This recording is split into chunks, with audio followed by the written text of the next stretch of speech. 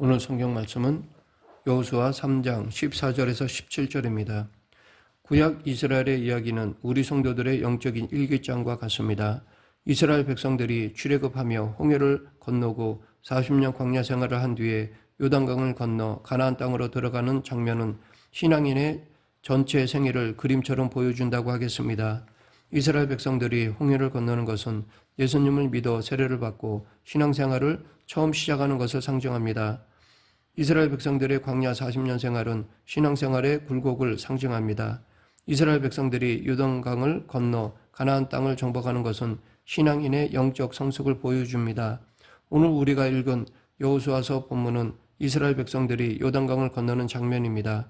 오늘 제목을 시딤에서 길갈까지라고 하였는데, 시딤은 이스라엘 백성들이 정탐꾼을 여리고로 보내어 정탐하게 한 곳입니다.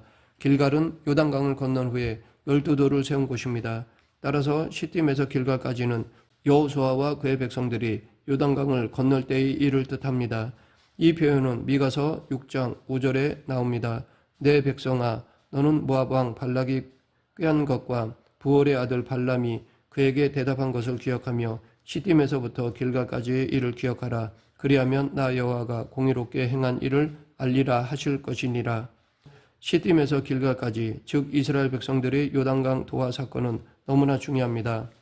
오늘 본문에서 하나님께서 우리의 영적 성숙을 위해 단련시키는 세 가지 신앙의 모습을 볼 수 있습니다. 이 시간 이 세 가지에 대해 알아보겠습니다. 첫째로, 하나님은 우리가 거룩한 신앙을 가지기를 원하십니다. 여호수아 3장 5절, 여호수아가 또 백성에게 이르되 너희는 자신을 성결하게 하라. 여호와께서 내일 너희 가운데 기이한 일을 행하시리라. 전쟁을 앞두고 성결을 명령하는 것은 거룩한 전쟁의 특징입니다.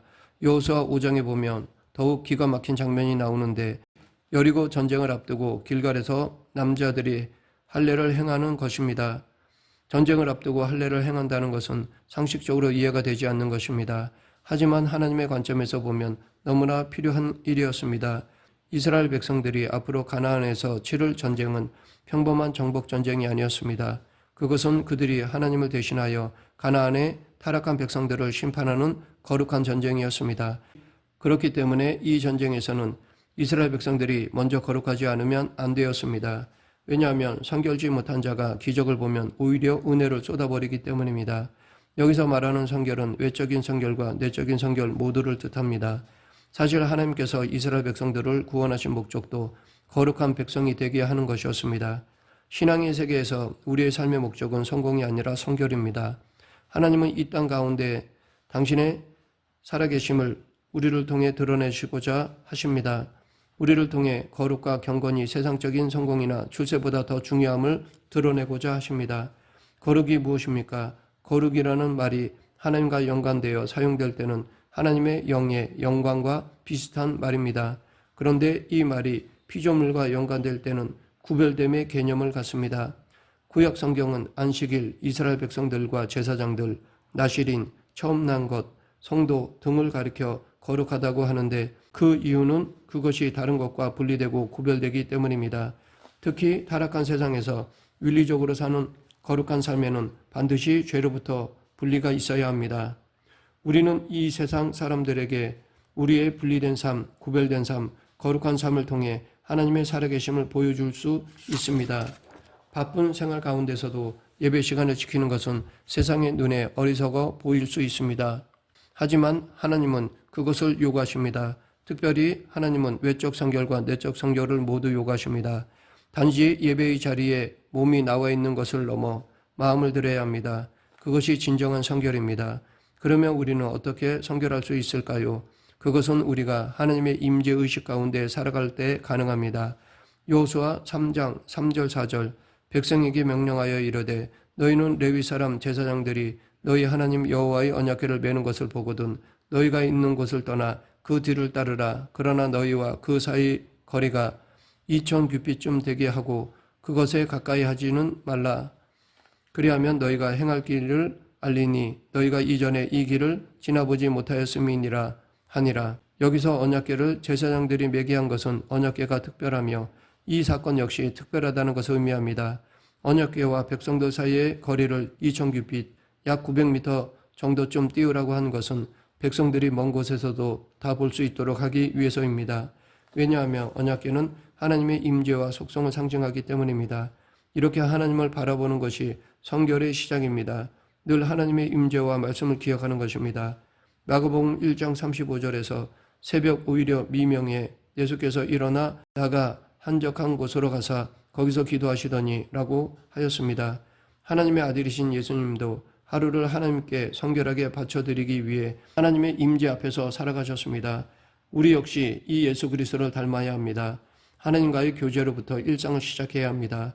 둘째로 하나님은 우리에게 용기 있는 신앙을 원하십니다. 여호수아 3장 13절 온 땅의 주 여호와의 궤를 맨 제사장들의 발바닥이 요단 물을 밟고 멈추면 요단물 곧 그 위에서부터 흘러내리던 물이 끊어지고 한 곳에 쌓여 서리라. 여기서 중요한 것은 제사장들의 발바닥이 요단 물을 밟고 멈추면 요단 강물이 끊어질 것이라는 것입니다. 이것을 믿는 것은 대단한 믿음을 요구하는 것입니다. 그런데 혹자는 이것을 보며 그 큰 홍해를 건넜던 사람들이 이 작은 요단강을 건너는 것을 두려워했겠는가라고 생각할 수 있습니다. 하지만 홍해를 건넌 사람들은 이 요단강을 건너는 이들의 부모 세대들이었습니다. 거의 대부분의 사람들은 홍해를 건넌 사건에 대해 귀로만 들었지 실제로 체험하지 못한 사람들이었습니다. 혹 너무 어려서 깊게 기억되지 못한 사람들이었습니다. 무엇보다도 홍해를 건넜을 때는 백성들이 바다가 다 갈라진 것을 보고 건넜습니다. 반면에 요단 강물의 경우는 언약궤를 맨 제사장들의 발바닥이 요단물을 밟기 전까지 강물은 갈라지지 않았습니다. 그러하기에 어쩌면 지금 이것은 홍해보다 더 큰 믿음을 요구하시는 것인지도 모릅니다. 오늘 본문 15절 요단이 곡식 거두는 시기에는 항상 언덕에 넘치더라. 궤를 맨 자들이 요단에 이르며 궤를 맨 제사장들의 발이 물가에 잠기자. 이스라엘 백성들이 요단 강을 건널 때가 곡식 거두는 시기, 즉 니산월 10일이었습니다. 우리로 치면 4월쯤입니다. 이때는 북쪽의 헤브론 산에서 눈이 녹아 물이 엄청나게 불어나는 시기입니다. 요단강은 보통 폭이 30m이고 깊이가 1에서 3m 정도입니다. 하지만 물이 불어날 때는 그 폭이나 깊이가 평소의 몇 배가 됩니다. 그래서 오늘 본문에서 언덕이 넘치더라 라고 말한 것입니다. 이때는 물이 크게 불어나고 유속이 빨라지고 소용돌이가 일어나기 때문에 수영을 잘하는 사람도 휩쓸려 갑니다. 그러면 왜 이번에는 하나님은 홍해를 건넜을 때처럼 요단강 바닥을 말리셔서 백성들이 편안하게 지나가게 하시지 않았을까요? 물론 하나님께서 하시고자 하신다면 백성들이 아무 걱정 없이 요단강을 건너게 하실 수도 있었지만 그렇게 하지 않으셨습니다.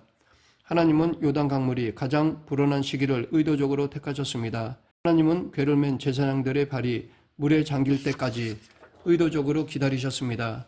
마침내 제사장들의 발이 물에 잠겼을 때 그 넘실거리던 요단강이 그치게 하셨습니다.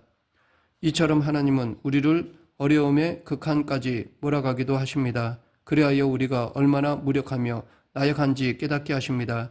그리고 오직 하나님만 바라보게 하십니다. 이렇게 하시는 이유는 앞으로 더 큰 사역이 남아있기 때문입니다. 이스라엘 백성들에게 요단강을 건너는 일은 여정이 끝이 아니라 시작이었습니다. 이제 그들은 가나안을 정복해야 했습니다. 그런데 만일 그들이 단 한 번도 어려움을 겪어보지 않는다면 앞으로 있을 전쟁을 어떻게 할 수 있겠습니까? 그러하기에 우리는 어려움을 당할 때 더 용기를 내야 합니다. 이 시험을 이기면 하나님께서 더 귀한 사역을 맡기시리라 믿고 한 걸음씩 전진해야 합니다. 하나님은 시험을 이길 수 있는 길을 주십니다. 여호수아 3장 11절에 보라 온 땅의 주의 언약궤가 너희 앞에 요단을 건너가나니 라고 하였습니다.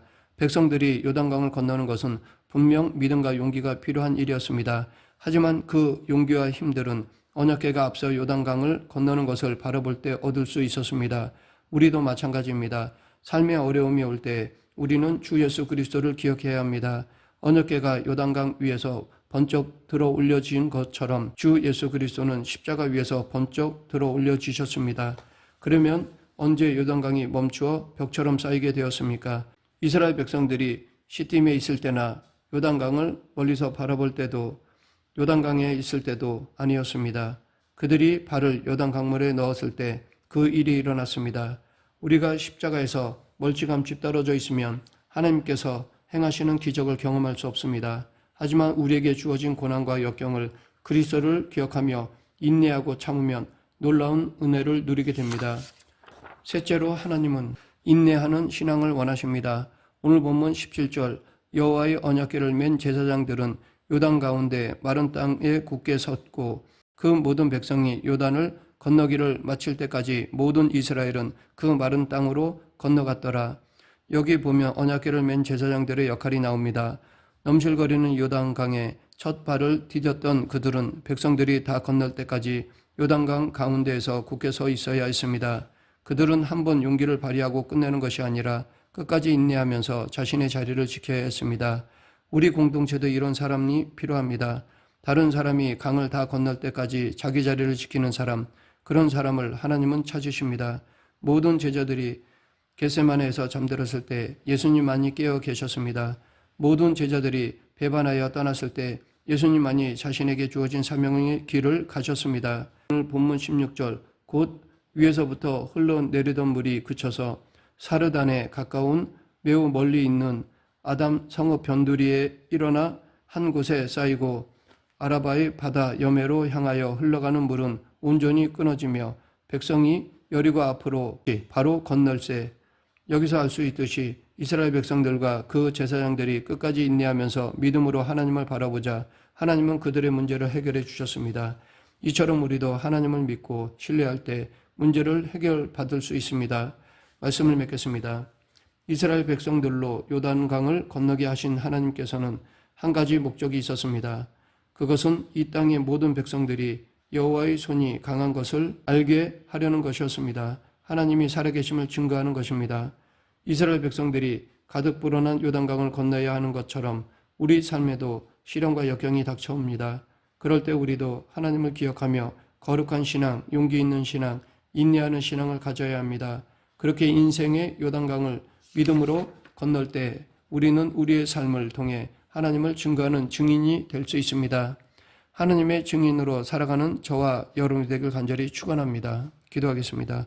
생사와 화복을 주관하신 하나님 아버지, 하나님을 전적으로 신뢰하여 그 어떤 상황에서도 순종하는 그리스도인이 되게 하여 주시옵소서. 예수님 이름으로 기도드립니다. 아멘.